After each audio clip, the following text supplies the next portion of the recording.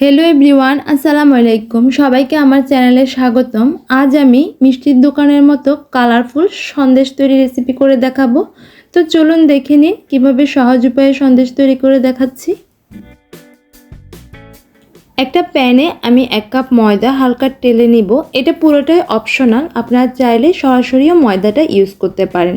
তো আমি এখানে 1 থেকে 2 মিনিট ময়দাটাকে একটু টেলে নিয়েছি। আরেকটা প্যানে আমি নিয়ে নিচ্ছি 1 কাপ চিনি। সাদা চিনি হলে আপনারা একটু বাড়িয়ে নিতে পারেন। সাথে দিয়ে দিচ্ছি 1/2 কাপ পানি। আর এই 1/2 কাপ পানি দিয়ে আমি এখন একটা শিরা তৈরি করে নিব। আর এটা জাস্ট 1 তার বা 2 তার এরকম করব না, চিনিটা গলে আসলেই আমি আমাদের কাজ শুরু করে দিব। এই গরম শিরাতেই এখন আমি দিয়ে দিব 1 কাপ গুঁড়ো দুধ। আর এখানে এখন দিয়ে দিব 2 টেবিল চামচ বাটার। তবে আপনারা চাইলে ডালডা অথবা ঘি ইউজ করতে পারেন, কিন্তু তেল ইউজ করা একেবারেই যাবে না। এখন টেলে রাখা এই ময়দাটাও আমি এখানে দিয়ে দিলাম। আর খুব সুন্দর করে এটাকে আমি এখন মিশিয়ে নিব। বুঝার সুবিধার্থে আমি এটাকে একটু ফাস্ট ফরওয়ার্ড করে দিয়েছি। তো এটা খুব ভালো করে মিশা হয়ে গেলে আমি এটাকে ঠান্ডা হওয়া পর্যন্ত অপেক্ষা করব। এরপর হাত দিয়ে ভালো করে আর একটু মথে নিব, যাতে করে ডোটা একদম সফট হয়ে আসে।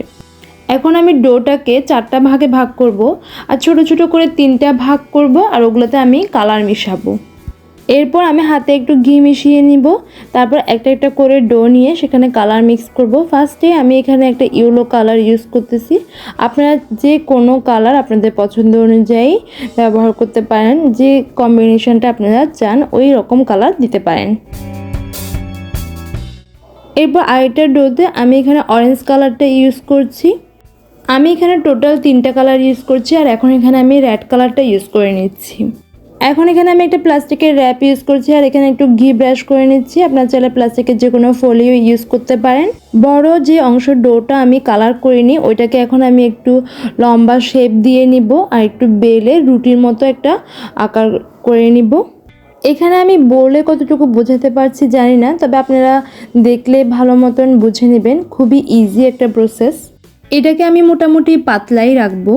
সেম প্রসেসে আমি কালার করা ডোগুলোকেও সুন্দরভাবে বেলে নিব। বেলে নেওয়া হয়ে গেলে এখন আমি সাদা ডোটার উপর অরেঞ্জ কালারের ডোটাকে দিয়ে দিলাম।